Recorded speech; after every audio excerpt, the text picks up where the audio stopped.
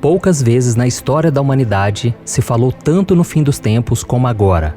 Por causa das pandemias, dos rumores de grandes guerras, dos sinais surgidos no céu e pelo esfriamento do coração das pessoas, a volta de Cristo tem sido um assunto frequente, tanto no meio dos cristãos como também aqui na internet.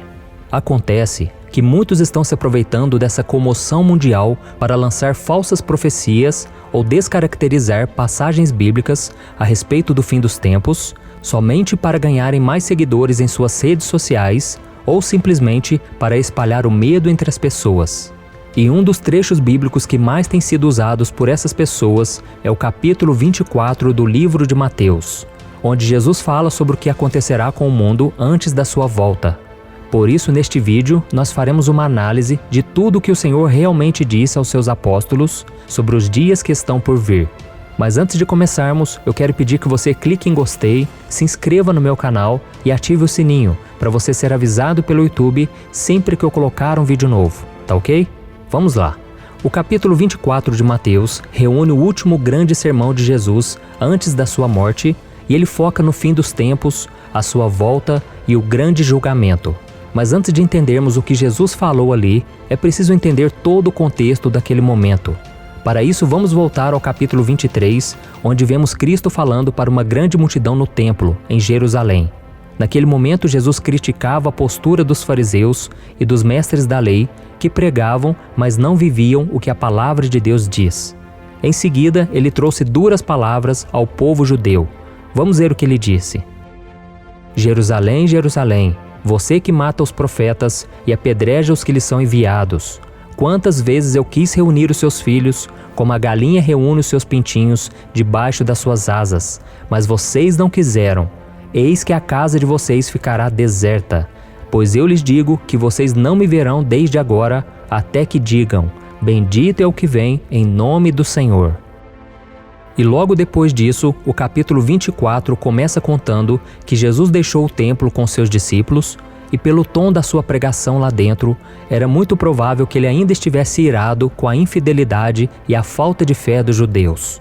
Então, minutos depois, ele começa a profetizar, dizendo que nada daquilo ficaria de pé e que o templo seria destruído em breve. Os discípulos então ficaram curiosos com aquela profecia e assim que chegaram ao Monte das Oliveiras, perguntaram ao mestre quando aquilo iria acontecer e quais seriam os sinais que apontariam para a sua segunda vinda aqui na terra. Então Jesus se assentou, como de costume, e passou a explicar às suas ovelhas tudo o que estava por acontecer ao mundo até a consumação dos séculos. Essa passagem também é conhecida como Sermão Profético, por causa do seu conteúdo, e a maior parte dessa profecia também está relatada em Marcos, capítulo 13. Bem, agora que nós já entendemos todo o contexto em que o capítulo 24 de Mateus foi escrito, vamos analisar o seu conteúdo. Essas passagens são difíceis de interpretar porque, além da sua linguagem ser simbólica, elas tratam de uma série de acontecimentos. E é por isso que muitas pessoas pegam alguns trechos dessa fala de Jesus, interpretam mal e acabam levando mensagens incompletas ou até erradas para as outras pessoas. Por isso, neste vídeo, nós vamos analisar 3 pontos importantes sobre a profecia de Jesus a respeito do fim dos tempos. Primeiro, para quem esta mensagem foi direcionada? A grande maioria das pessoas acredita que as palavras de Jesus foram ditas para a sua igreja, mas isso não é verdade. Elas foram direcionadas aos judeus. Naquele momento, a Igreja de Cristo ainda era um mistério. Ela só seria incluída no agir de Deus em Pentecostes. E foi revelada depois através das cartas do apóstolo Paulo. Entendeu? Então é preciso deixar claro que os acontecimentos profetizados por Jesus tratam unicamente sobre como será a situação dos judeus no período da grande tribulação antes da sua volta. Além disso, o capítulo 24 de Mateus trata dos falsos profetas e dos falsos cristos que surgirão para enganar o povo. Essas pessoas levantadas por Satanás representam um perigo para Israel, que não acredita que Jesus é o Messias e que ele já veio ao mundo uma vez.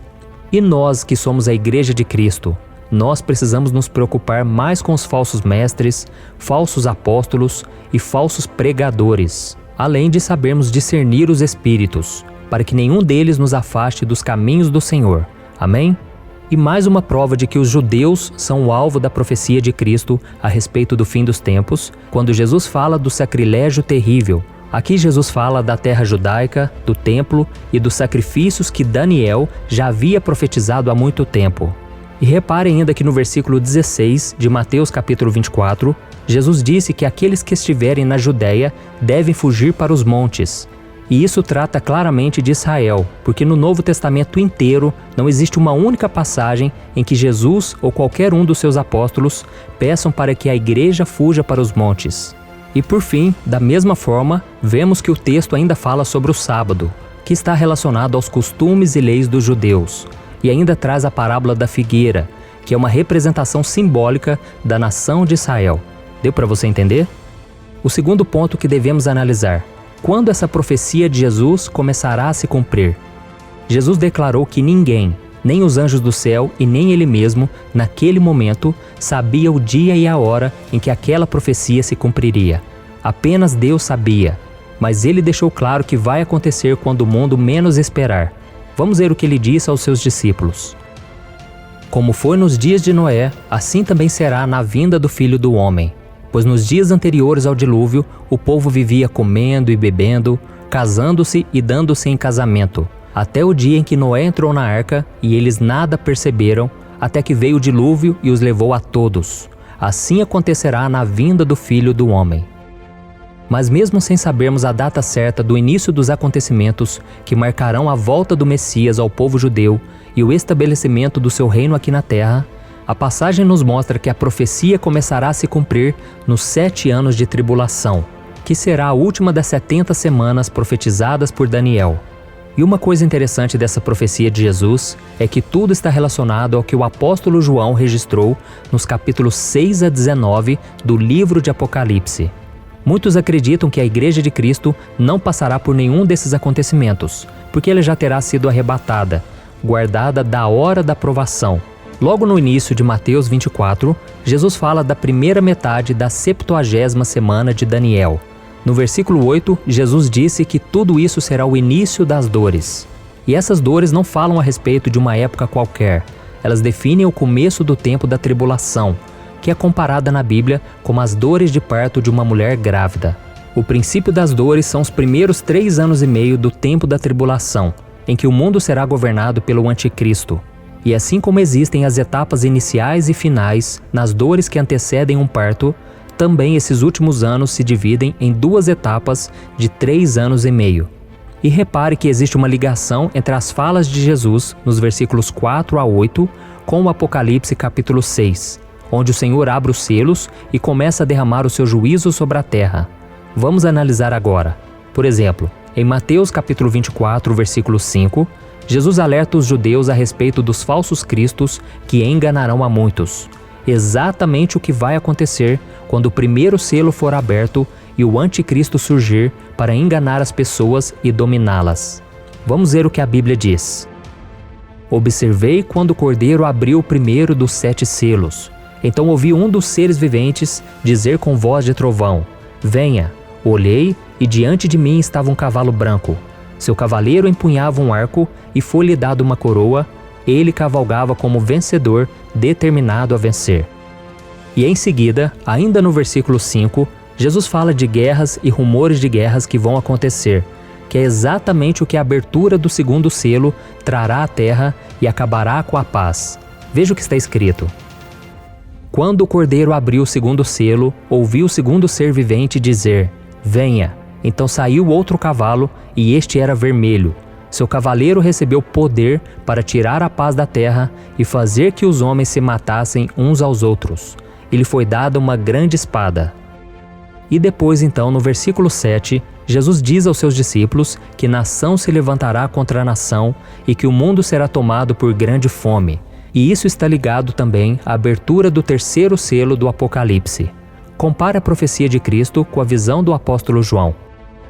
Quando o Cordeiro abriu o terceiro selo, ouvi o terceiro ser vivente dizer: Venha. Olhei e diante de mim estava um cavalo preto.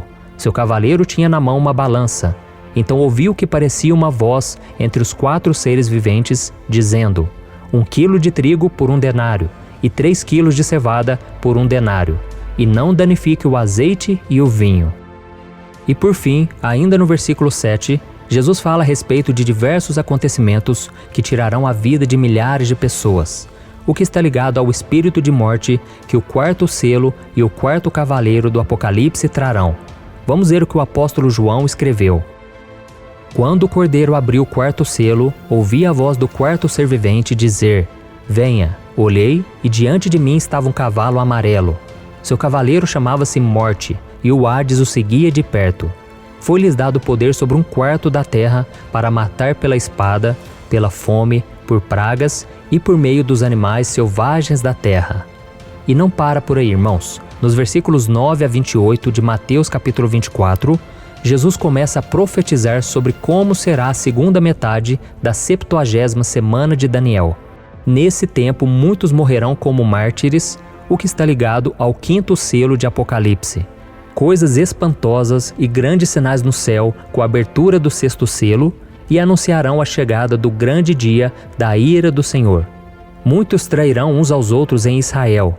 Além disso, o engano e a impiedade aumentarão muito.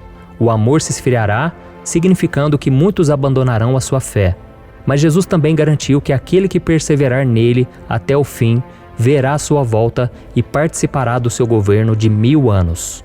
E outro ponto importante revelado por Jesus aos discípulos tem a ver com a pregação do Evangelho do Reino por todo o mundo. Mas ele não deve ser confundido com o Evangelho da Graça, que é anunciado atualmente. O Evangelho do Reino é a mensagem que será transmitida no tempo da tribulação pelo remanescente e pelos 144.000 selados do povo de Israel, chamando a atenção para a volta de Jesus, que então virá para estabelecer o seu reino, conforme podemos ver em Apocalipse capítulo 7. E agora eu gostaria de voltar com você no versículo em que Jesus fala da abominação desoladora, ou do sacrilégio terrível, que eu expliquei no começo deste vídeo, porque muitas pessoas acreditam que essa profecia já se cumpriu no ano 70 depois de Cristo, quando o Império Romano destruiu o templo.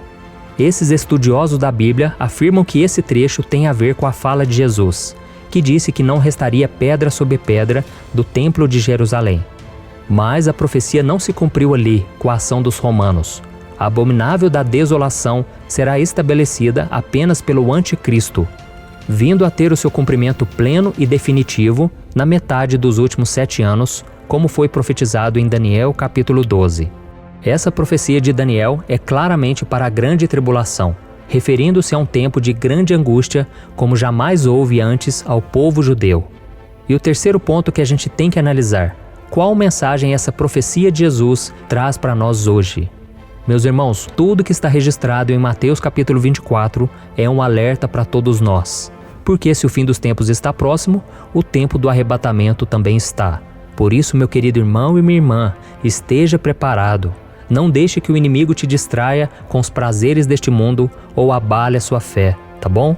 Em vez disso, continue seguindo a Jesus, porque Ele é o único que pode te salvar e garantir a sua morada com Ele por toda a eternidade. Amém? Deus abençoe.